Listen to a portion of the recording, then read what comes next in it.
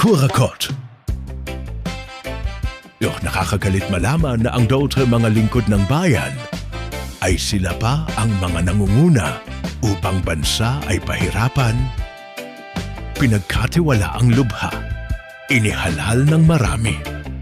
Pero ano ang balik nila? Kawalang hiya ang di mawari. Hindi na nahiya, makakapal ang mga mukha, dinaig pa ang mga pirata.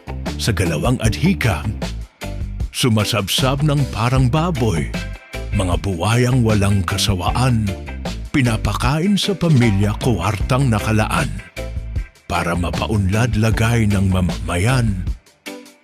Ano pat nang mabisto ay na masidhi ang pagtanggi. Kinaiinggitan lang daw sila, kaya sinisiraan ng mabuti. Malinis daw ang konsensya nila, sumusumpa pa sa langit. At ang akusang korupsyon kailanman, di sila kanilang banggit.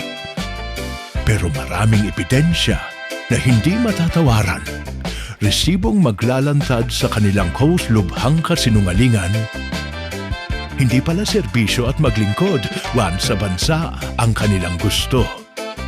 Kundi pagnanakawin ang yaman ng bansa, masimot ng husto, kay tama lang mga abuso at kasamaan nila'y malantad. Maparusahan makulong upang wala ng mga sumunod at tumulad. Kayong mga nasa gobyerno, tandaan nyo, hindi kayo nakapwesto para magpayaman, girl, kundi ang maglingkod ng tapat sa ikabubuti ng buong sambayanan.